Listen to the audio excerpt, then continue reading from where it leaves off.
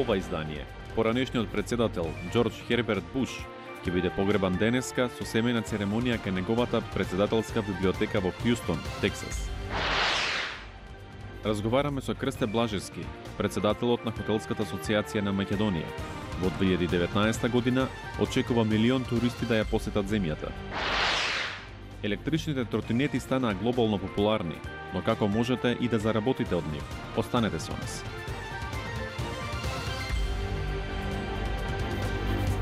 Добро вечер. Ова е ТВ журналот Newsflash на гласот на Америка на македонски. Јас сум Тоше Огњанов. Со специјално дизајниран воз, денеска телото на поранешниот председател на САД, Џорџ Уокер Буш, ќе биде пренесено 120 километри до местото каде ќе биде погребан. Повеќе за последното испраќање на 41-иот американски председател, како и за другите настани во вестите што следат. Семејството на Џорџ Уокер Буш денеска во Хјустон, Тексас, во приватна церемонија ќе се прости од 41-иот американски председател. Тој ќе биде погребан кај неговата председателска библиотека и музеј во Тексашкиот универзитет. До таму ќе биде пренесен со воз на кој што ќе стои неговото име. Телото на Буш ќе биде положено до телата на неговата сопруга Барбара и на нивната ќерка Робин, која почина на 3-годишна возраст. 5 минамаринци се водат за исчезнати откако воен авион и летечки танкер од американската авиација утрово се судриле и се урнале во Тихиот океан во близина на јапонскиот брег. Двата авиона биле на рутинска тренинг мисија за полнење гориво во воздух. Како што јави Јапонското министерство за одбрана, судирот се случил на 100 километри од островот Чикоку. До сега се спасени двајца пилоти. Специјалниот пратеник на САД за Украина, Курт Вокер, побара Русија да ги ослободи украинските морнари до Божик или пред Нова година. Вокер рече дека се разгледуваат начини да се спречи руското ширење на Азовското море. Дали со евентуалната промена на името во Северна Македонија, земјата ќе треба да се ребрендира и на туристичкиот пазар? За ова, како и за други прашања, разговаравме со Крсте Блажевски, председател на Хотелската асоциација на Македонија. Разговорот го водеше нашиот дописник Мики Трајковски. Господине Блажевски, со оглед на тоа дека сме на крајот од годината, кои се вашите првични анализи од изминатава туристичка сезона? Анализите се позитивни, може слободно да кажеме дека имаме и раст од минатата година, како по број на ноќевања, така и по приходи. Очекуваме да истиот тој раст проложи во идната година. 2019 година се најавуваше како година каде во Македонија ќе престојуваат околу 1 милион туристи. Реални ли се ваквите очекувања? Многу се реални за овие капацитети постоечки што сега ги имаме, но да спомнеме дека 1 милион гости не е некоја огромна бројка за да бидеме задоволни и да застанеме тука. Тоа е само еден почеток дека да имаме раст во последните години, тој раст треба да биде во континуитет и да бидеме среќни кога ќе стигнеме до 1,5 милиона или 2 милиона гости. Дали стравуват од потребата за ребрендирање на Македонија како туристичка дестинација при евентуалната промена на името во Северна Македонија? Во текот на неколку сезони дека тоа ќе биде добро познато и можда веќе кај што ќе бидат некои работи расчистени, ќе може да се добие и маркетиншки потек на подобро запознавање на оваа област. И за крај се наближуваат новогодишните празници, ќе бидат ли Охрид и Струга полни за Нова година? Секако дека имаме барања, најмногу бројни ќе ни бидат оваа година поново Бугарија. Да спомнеме дека имаме нешто гости од Црна Гора, Србија и Албанија. За Божикот пред Нова година исто така традиционално имаме гости од Грција. Така да таа недела, дена, 10 дена ќе бидеме добро исполнети. Господине Блажевски, благодарам за интервјуто за Гласот на Америка. Во Мемфис се наоѓа главниот терминал на FedEx, од каде се разнесуваат милиони праткени светот. Главната работа се изведува навечер кога има најмногу полетување на карго авионите. Лесија Бакалец беше да види како изгледа една редовна ноќна смена во терминалот. Ова е терминалот FedEx во Мемфис. Огромен простор на 4 квадратни километри. За ова компанија за испорака на пакети ноќта е најзафатеното време. Го нарекуваме светот на Мемфис, зашто ги поврзува сите врски со светот.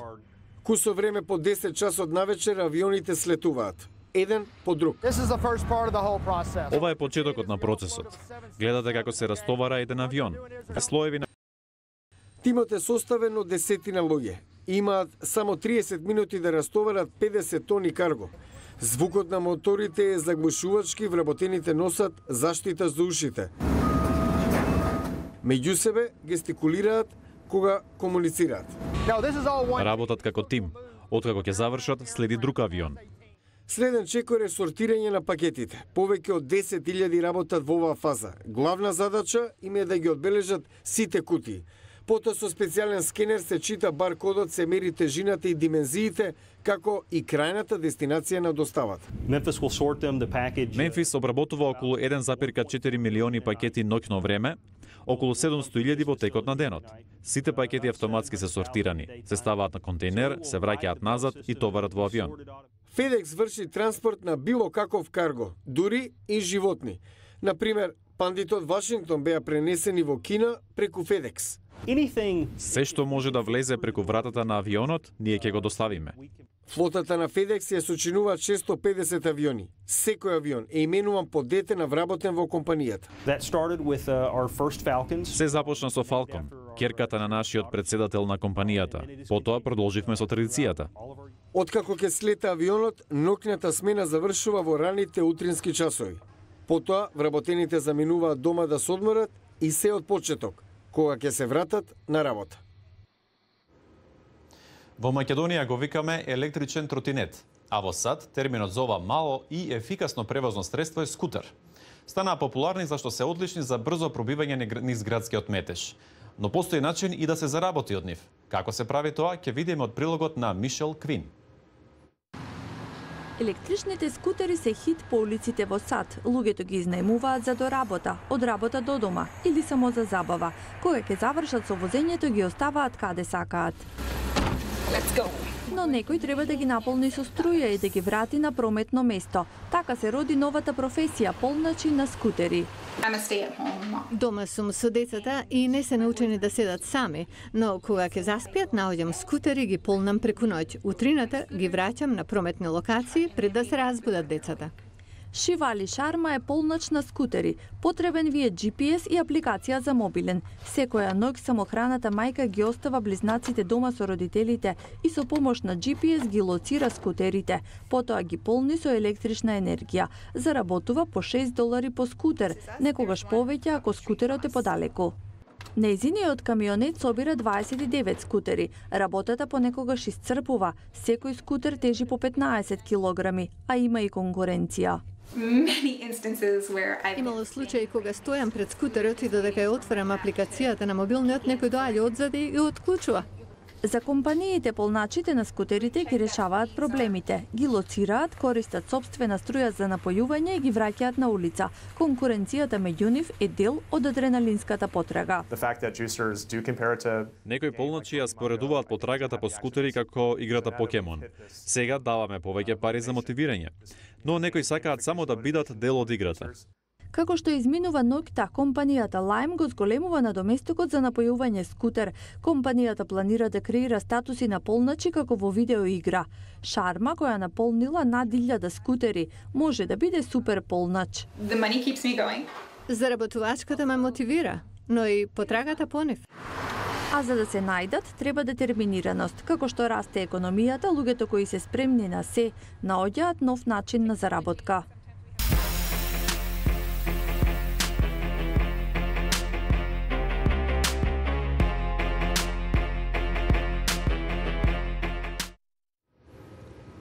Го гледавте News Flash на Гласот на Америка на македонски. Јас сум Тоше Огњанов.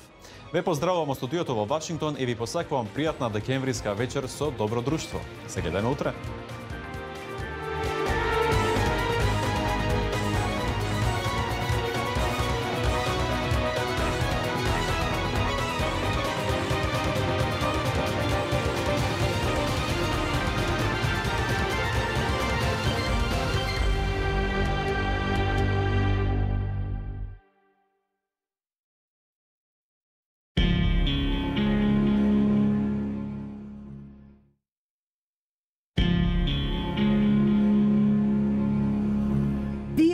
presents the following National Geographic program as we continue to explore the world around us.